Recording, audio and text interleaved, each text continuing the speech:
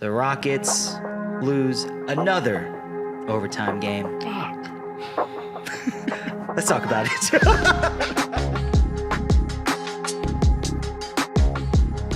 What is going on, everyone, and welcome back to another edition of the Summit State of Mind podcast, brought to you by the Apollo Podcast Network and sponsored by Underdog. Download the app today and use promo code SUMMIT to score $100 in bonus entries when you play your first $5. That's promo code SUMMIT. And also, shout out to J Bar M Barbecue, Michelin rated J Bar M Barbecue, minutes from Toyota Center. Make sure to check them out and make sure to make them your pregame destination before every single Houston Rockets game. We are back. The boys are back. Me and the Big Goose are here in studio once again. I know we took a week off. It's been a little hectic this holiday season, but the boys are here, and we're not so happy to be back. I'm just going to be real with you. Your Houston Rockets have been struggling. DJ, we're just going to get right to it. DJ, last night was a game that we don't fondly want to remember things by. It was another choke job by your Houston Rockets, another choke city edition. Shout out to the 90s. Your Houston Rockets were up by double digits in the second half and choked away another lead, courtesy of Dennis Schroeder and Russell Westbrook. Awesome. DJ, how are we feeling?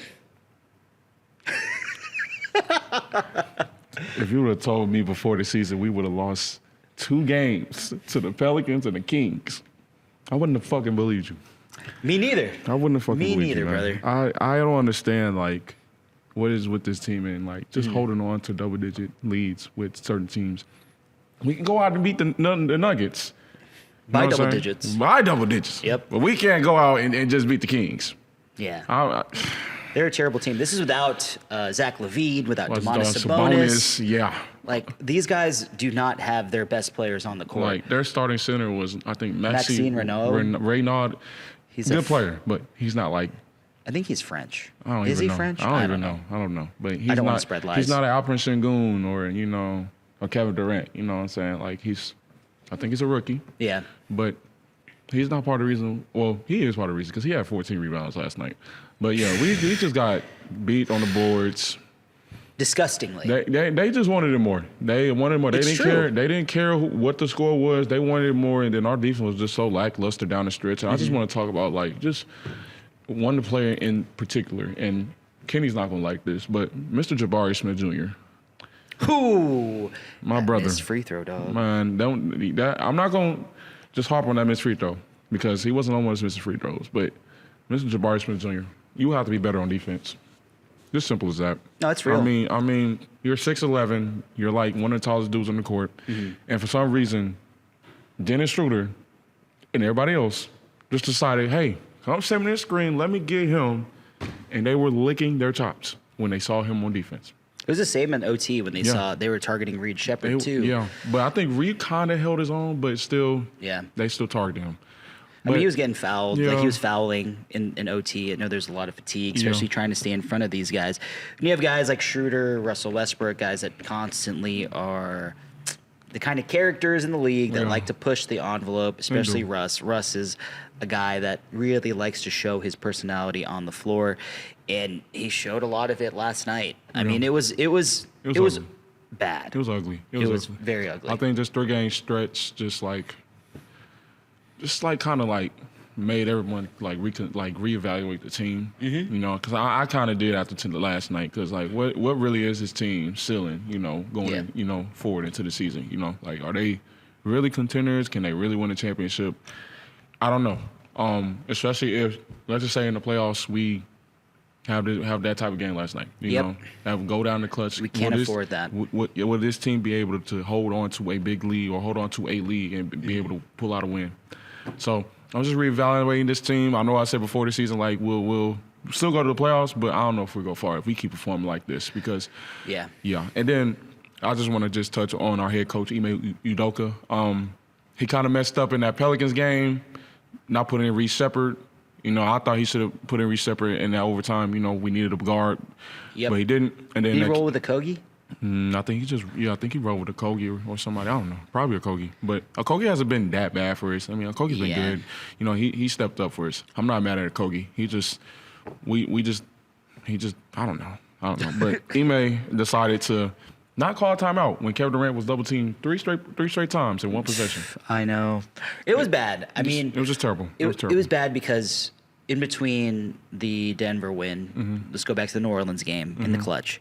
We had a moment where Alperen Şengün was the person with the ball in the clutch with 3 seconds left. Tried to make a shot. I understand. In the paint, I get it. You saw KD back there wide open, and my man doesn't have eyes in the back of his head. He was trying to make the best decision that he could make in terms of what he felt was the best decision and the best play. Or I don't know, maybe Ime called LP's number. And I respect it. I respect the confidence, but sometimes you got to look out and see what the defense is giving you. And the way that they were defending the paint that night, it just didn't seem like it was the best and most sound choice. And then against the Kings, right? KD finally gets that last second shot. They've been double teaming him all night. They probably took him off of rhythm a little bit in OT. He did get some shots up, but at the end of the day, I understand. And probably they got him the ball anticipating that he'd get doubled with the 2 seconds left, anticipating that maybe a Kogi would get open or he'd have a chance of the men or another three for Jabari. But you know what? That's not what happened. And it was another clutch moment in which the Rockets just could not close the deal. It's a stark difference from those OT games against Orlando and some of those other games which we closed really, really well. So I think we're like 1-7 in OT games this year. I don't know. We're terrible in OT games. It's really bad. I mean, we're 0-3 on the current road trip right now. And, being the historically highest rebounding team and Sacramento grabbing 65 and Houston grabbing 54 is kind of nutty to me. It is. I mean, Sacramento out-rebounded us on the offensive boards, 19-13. The rebound percentage was 53.9 and 35.8 offensive rebound percentage. Shout out to Steven Adams' stats for posting that today. That's a great account, by the way. Oh, yeah, I love that account. Shout out to Steven Adams. Love that guy. Love that guy, too. But, it's really humbling to see and remind you that despite all the wonderful things that this team is capable of, you still got to execute. And the shitty thing is that we ran with Clint Capella last night. He wasn't so great. Steven Adams was available just in case, but the rebound differential is telling you, like, yo, we need Steve-O. And it shouldn't be that way, considering that we did have Jabari on the floor. Amen had 8 rebounds or 9 rebounds. I don't remember. One of the other. I think it was 9. Let me see. It was probably lower. He was 18, 9. He had 18 points, 9 rebounds, and 8 assists last night. And it was just, I can't fathom it, man. It sucks. It's terrible. I want this loss, these like 2 losses to the Pelicans and Kings to like light a fire. Yeah, I want to light a fire in these guys.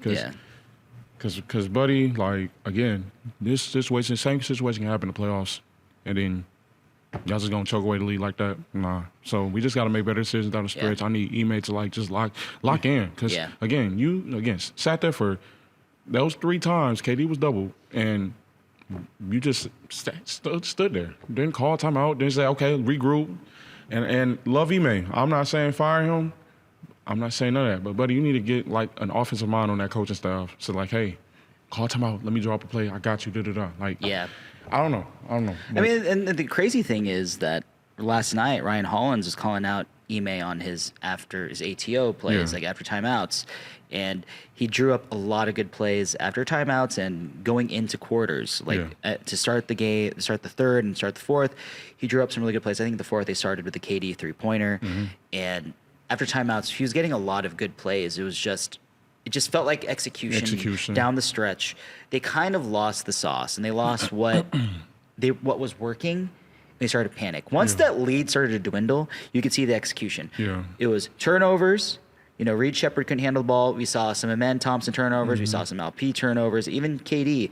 No one was immune to mistakes last night. Everybody made mistakes last night. Everybody's held accountable. Yes. I'm not just singling out one person like I did. No, it's everybody. It's a team effort, man. It's not just, it's your fault. No, it's your fault. No, it's your fault. Yeah, I mean, you understand, like, it can be one possession this guy, the next possession that guy, but this is an overall team game, and that was a team loss last night. It was very disappointing. I don't even know which one was worse, Pelicans or the Kings. Pelicans was worse. They're both like at the time. They're both like the worst team. They in the both league. sting. They both suck. But I think it means more to the Kings because of the fact that it is Russell Westbrook, his former team. Dennis Schroeder just doesn't like anybody in this world. And DeMar DeRozan, the forgotten guard that can shoot the ball really well, decided to get hot. Him and Keegan Murray both combined for over 50 points. Yeah. So it's kind of like what the hell happened? Like defensively, we were on it, but they were starting to hit. Yeah. Open three-pointers. Keegan Murray was hitting threes from way beyond the three-point line. He looked like Ryan Anderson out there. Man. Shout out to Ryan Anderson. And the confidence was building while the Rockets' confidence was crumbling. And it's a very troubling trend. I mean, we even had Tari Eason come back last night. Shout out to Tari Eason. He had a great game. He hit 3 threes or 4 threes. I don't even remember. But I think he put up 15 points last night. Him and Reed Shepherd both did their part coming off the bench and scoring. I know they're trying to ease Tari in, and I'm very happy that we got that. But now we really need a little bit more from the other guys. I mean, Amen, only 18 points. That's right on average of what we were expecting coming into the year. But Alp only having 6 rebounds last night and 3 assists, that's not conducive to victories. No. Alp averages about 10 rebounds against the Kings. If he's 4 rebounds short of his average against the Kings, then that's not a good thing, man. Only 3 assists from Alp is very troubling. But KD went 24, 10, and 8 last night. Mm-hmm. So KD had 10 rebounds, 8 assists. He had the ball a lot, and he was doubled a lot. So he was definitely going to pile up those assists as the game went on. Yeah. But it just felt like when these guys started to get the ball in the clutch, they panicked. Yeah, they didn't know what to do, and we're right back to where we started with Ime Udoka, where it's just about how will he execute offensively when it matters most? And this is an issue and a trend that's been going on since the Jalen Green days here, before Kevin Durant. When Fred VanVleet and Dylan Brooks were running the offense, this has been a common issue amongst Ime Udoka with the Rockets. And I'm hoping this isn't a trend that keeps moving forward, but as we continue on with this subject, let's give a quick shout out to our sponsor, Underdog Fantasy Sports. Make sure to go download that app, have some fun, make some selections. Fast breaks, buzzer beaters, and block parties are back, and Underdog is the best place to get in on all the action. Whether you're into basketball, football, hockey, or any sport in between, Underdog is the best place to get on all the action all season long. Playing on Underdog is easy. Just pick whether your favorite players will go higher or lower on stats like points, rebounds, steals, and more. Get your picks right. You could win up to 5,000 times your cash. I know that we're a basketball podcast, DJ, but you know what? We're gonna change it up today. Change it up. We gotta change up a little bit of the juju. Today's Monday.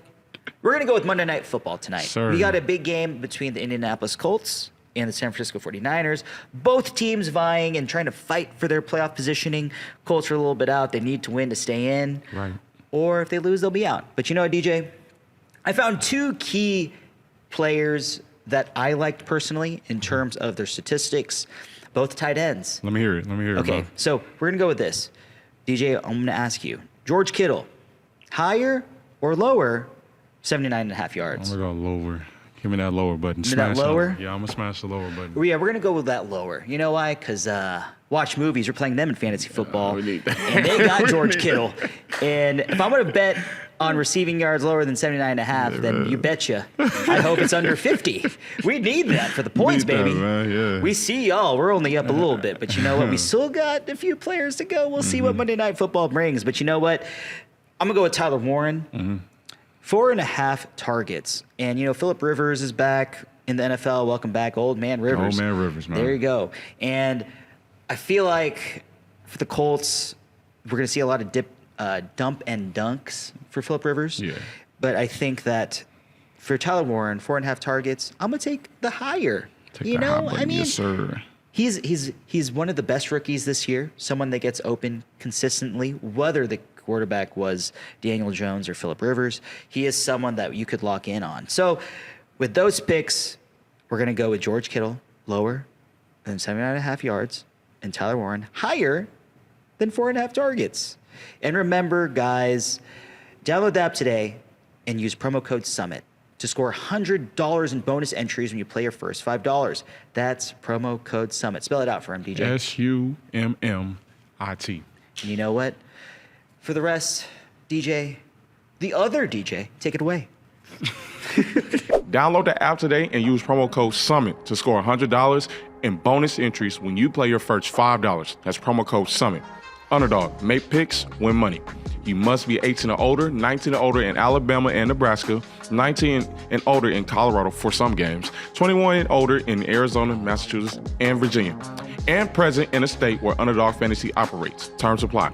See assets.underdogfantasy.com/web/play and get terms _DFS_.html for details. Offer not valid in Maryland, Michigan, New Jersey, New York, Ohio, and Pennsylvania. If you're concerned with your play, call 1-800-GAMBLER or visit www.ncpgambling.org. And if you're in New York, call the 24/7 Hope line at 1-877-8-HOPE-NY or just text HOPE-NY 467-369. Back to you guys. Thank you, DJ. That was really good, man. Yeah, dude, you did a great job. Yeah, I mean, not you, DJ. That DJ did a great job. This Yeah, DJ, he's good, but the other DJ, The other you know, DJ. that dude's the man right It's there. amazing. But you know what?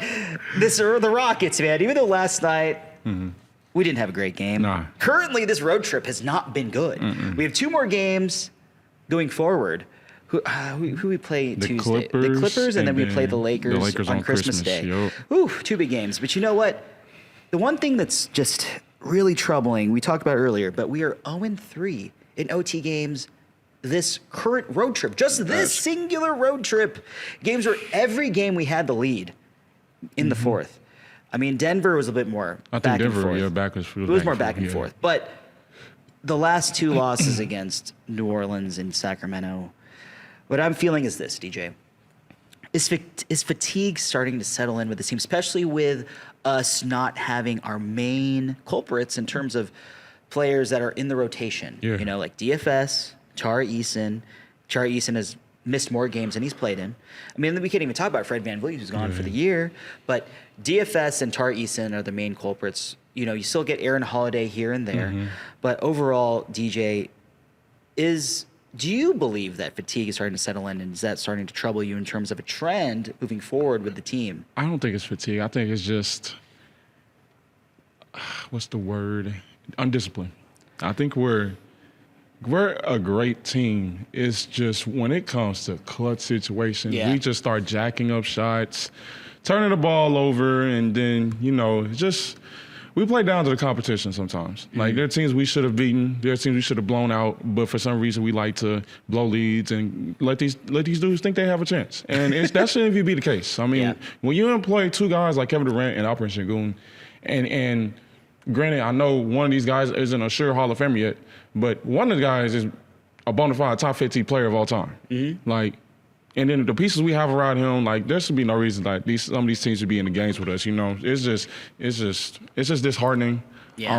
I think we're like 1-7 in clutch games, or I mean, this that season. would make sense. I mean, I feel like we've lost a lot of games. To be honest. the only game we won was against the Magic, and they didn't even have everybody either. I think they were missing Jalen Suggs, like. Or in some Were other they key missing pieces. Paolo?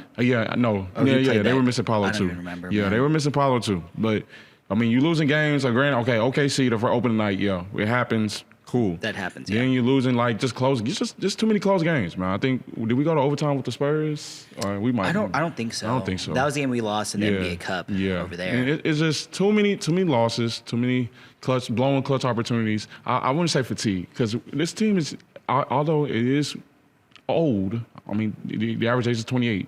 There's still a lot of young guys on the team. Yeah. So I wouldn't say fatigue. I would say undisciplined at times. So yeah. No, that's fair. I mean, we've seen a lot of fouls happen in the clutch. Yeah. And you know what happens is, you know, I know that you disagree with fatigue. I kind of settle in a little bit with it due to the fact that some of these players aren't used to playing these kind of minutes. Like, look at Reed Shepherd, really just starting to scratch the surface on who he is in the league. And we saw it last night. I mean, they started to target him quite a bit. during overtime, and he drew some really quick fouls in OT as well. I think he ended up with 5, and he picked up quite a few in that OT. They started to bait him, and he started to reach in just a little bit, and that's when he got his hands got caught in the cookie jar a little too many times. And it was not just him though. There's an overall trend in OT and going into OT where they just seem to live in the free throw line, and it was the opposite of what we're used to, of where we're usually attacking, and we're winding up on the free throw line. Luckily, we did get those free throws from Jabari, but unfortunately, they were able to get the wide open 3 and hit it to knock it down and hand us another L during this West Coast road trip. But I don't know. It feels like I see a mixture, because you say undisciplined, and I completely agree. You're starting to see some of these guys start to panic. We've talked about a man. He's in the paint, and he'll kind of like jump in the air, do his best Jeremy Lin impression, try to find the open man, right? We've seen it with Şengün as well. I mean, I'm not trying to harp on all the negatives, but we are seeing negative things out there that do need to be acknowledged, despite of the numbers that all the guys are putting up.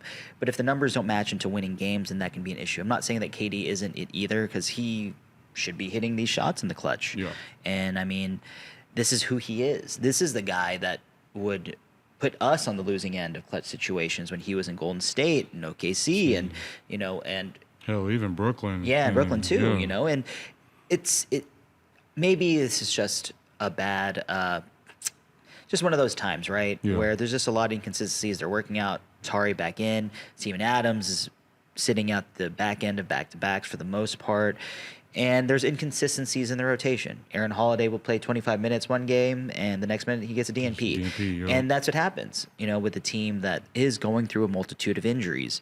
And maybe it is the rotation, and it has to do with a lot of roles where it's like one night it's Şengün, one night it's KD, one night it's Amen, one night, Jabari's getting these clutch shots. And I'm okay with it for now, but, the pecking order is there. What I just want to see is just, I like seeing KD get a little angry when he's like, get me the ball. I'd like to see like how he was against Denver. I think when we won, like he saw Bruce Brown. Bruce Brown, I don't know we don't know what clearly happened. Bruce Brown was talking crazy. Tim Hardaway was talking crazy. Okay, you want me to go pop off? Hey, for sure, I'm gonna pop off, and I'm gonna show you why they called me Slim Reaper. So what I'm saying? No, it's true. But I know you were talking about pecking order. It's just, I want to see like a hierarchy on this team. I want to see like, I don't want to see one player. I know it's like, okay, we have, players that can, get up shots or whatever. Yeah. But this is not the Rockets team. Like, this isn't last year's team where like sometimes you, sometimes me, always not. Like, this is a team that. This is a different team. This is a different team. Like, it's not like that. Yeah, Dylan's gone. Fred is hurt.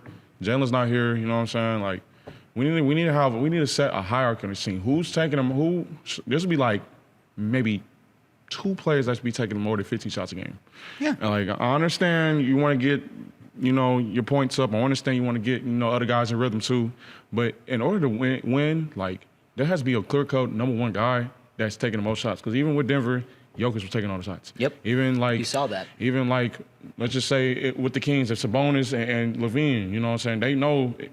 Most likely, shots. Yeah. So Sabonis or DeRozan's probably taking the most shots, and Zach LaVine could get a little buckets in between. You know what I'm saying? Like, it's just all the upper echelon teams. Like, OKC, SGA's taking the most shots. Like, San Antonio, Wemby, or maybe Stephon Kelsey's taking the most shots. Hell, even Fox might take some shots. But we all know the clear-cut guy that's probably taking the most shots on that team is Wemby. Yep. So, we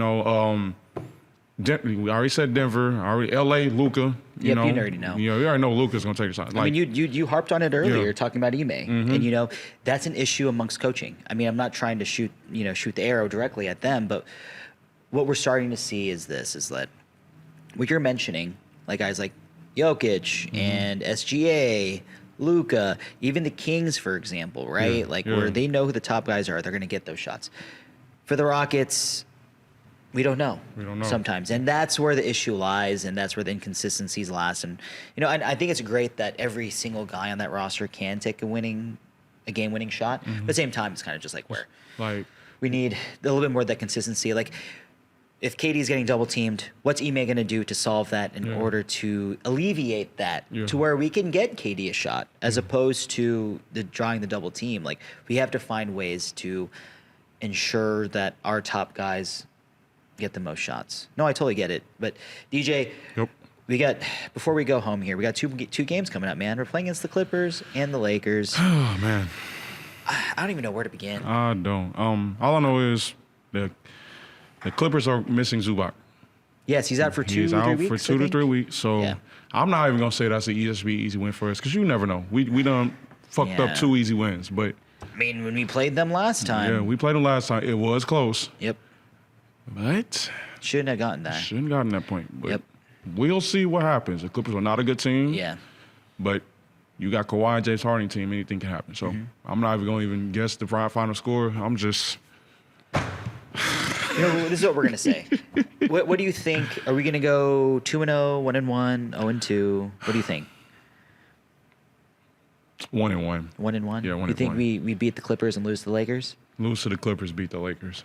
Oh man, you know what? I was actually gonna pick the same thing because this is what the Rockets do. Yeah. They play down to their competition, but they also play up to their competition. You know that when they see Luka, they see LeBron James on the schedule.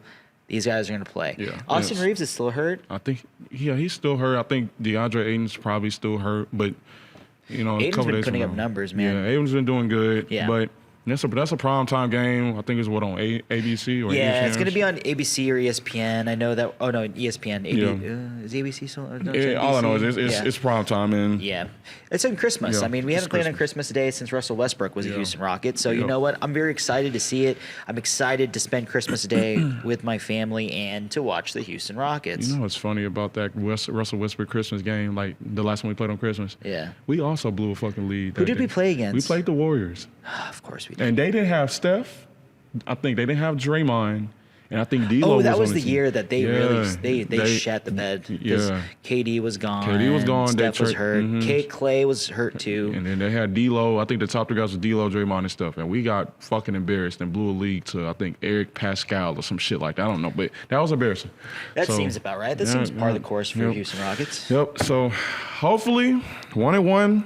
I want 2-0. Realistically, 1-1. So I'm gonna have to go 1-1 too, realistically, because we know how this team plays. Yeah. I mean, I can see us going to the 27th with the Cavaliers at home, being 18-10, which is a decent record, not the best kind of record, what Yeah. we'd want, but it would get us back home, and that's what the Rockets need. We need to see some home cooking. yeah, because right now we're the 6th seed. You already know. We were the 3rd seed. Now we're the 6th seed. It's 'cause we okay. lost. We're But only a quarter of the way through the year. Yeah. We still got another 3 quarters to go. We Yep. still got 2026. But you know what? We're going to stay a little bit positive. We're realistic, but we're still a positive podcast. Guys, don't lose your faith on the team. It's just a We're little rough not. stretch because Yes. we went through the same shit last year, and guess what? We overcame it, and we were the 2nd seed. You're damn So right. You're damn right.